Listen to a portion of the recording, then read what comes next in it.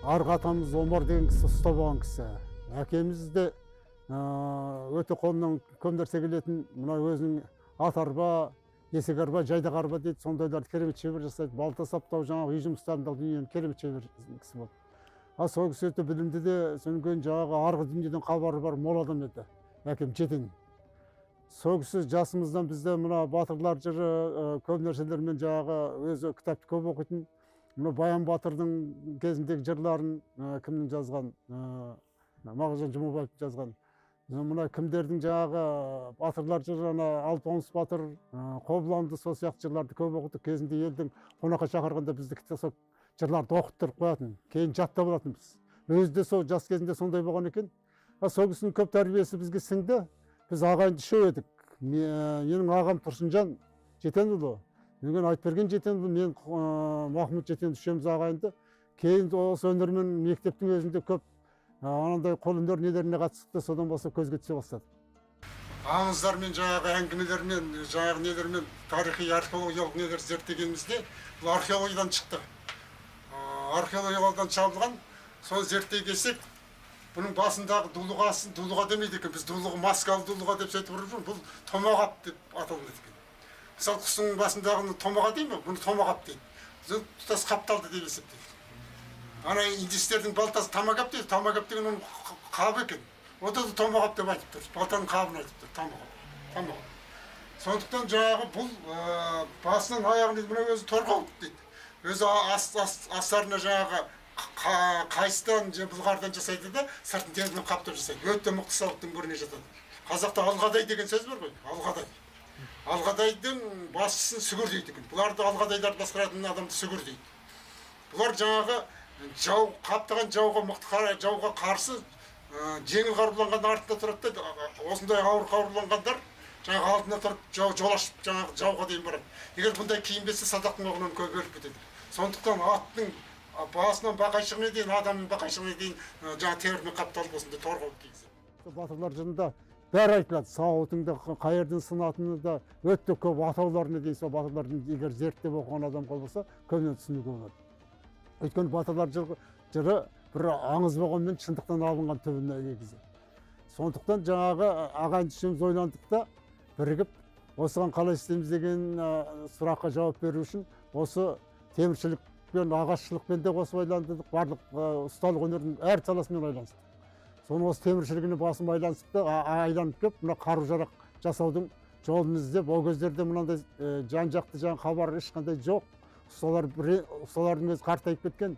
Бүкіл Қазақстанды аралап жүріп, мықты ұсталарды жаңағы іздеп жүріп, солардан жазып, қалай істейтін, қалай қоятын атауларын іздеп, сөйген жаңағы ескі жаңа қазақтың бір қасиеті атақты батырлар нелерін үйге сақтап қойған ырым ретінде қаруларын, жаңағы сауыттарын кезінде сондай сақтап қоятын батырлардың ұрпақтары бар екен. Солардан көп нәрсені солардың көзбен көріп зерттедік. Ал енді оны бастап, ғылыми жолға түсу керек бұның зерттеу үшін. Жай ғана көшіріп жасау емес. Өйткені оның атауларын табу керек, қалай жасалуын, және қандай темір екендерін зерттеу үшін біз халық арасындағы соларды аралаймыз. Өйткені кәрі болса да олар өздерінің көрген білгендерін бізге аямай айтып барды. Оны ана кітаптың ішінде оқысаңыз, солардың барғанның бәрінің аты жөндерін кіргіздік. Ең мықтыларының аты жөнін сол кітапқа кіргіздік. Сол кісілердің айтуы бойынша көп нәрсені келіп үйреніп жасап, содан музей мен археологтармен байланысты. Соның жемісі көп мол жемісін берді. Содан музейдегі бар заттарды зерттеу. Олар мына ойдан жасауға болмайды. Әрбір зат бүкіл ғасырлар бойы сұрыпталып, ыңғайланып жеткен қару түрлері. Оны ойдан жасасаң, оның кемшіліктері көп болады.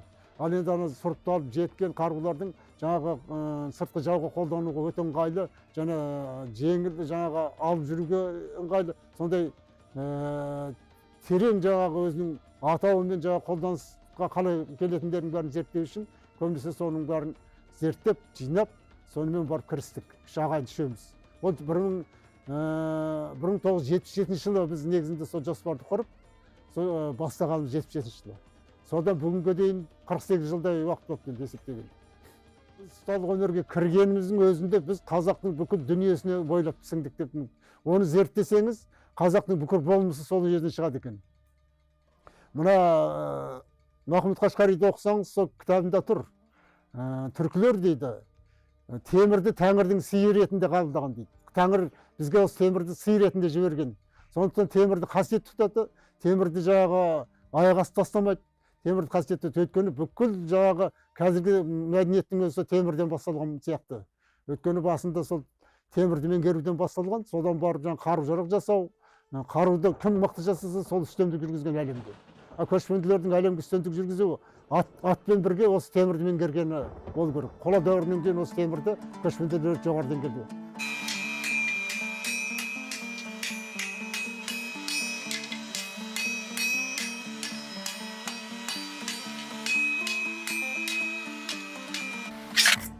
Қазақтың қайқы қылышы дейді бұл. Бұл енді көп қолданған. Бұның қайқылығы неге? Мына бұрын семсер болған. Семсерден қайқыға айырылысқан себебі бұл ат үстінде жаңағы өте ыңғайлы. Мына үзеңгіге шіреніп тұрып жаңағы жердегі нені аттың екпінімен шауып түсіргенде бұл енді жаңағы қуат күші өте жоғары деңгейде кетеді. Жаңағы ат төмен түскенде жаңағы сілтегенде кез келген нәрсені жаңағы орып түсетін жаңағы қасиеті бар. Қайқы қылышты көп қолданатын себебі сол. Бұны бұрын қылыш дегеннің өзі түзуіне семсерден кейін қылыш екен. Қылыштан кейін қайқы. Бұның өзін қайқы деп атайды негізі. Қылыш деп біз қосып айтпаймыз, қылыш өзі түзу болады. Бірақ жүзі болады. Семсердің екі жүзі бар. Мына қайқының бірақ жүзі бар да былай қайқы болады. Бұл жаңағы батырдың кез келген жауына қарсы қолдану мүмкіндігі өте жоғары.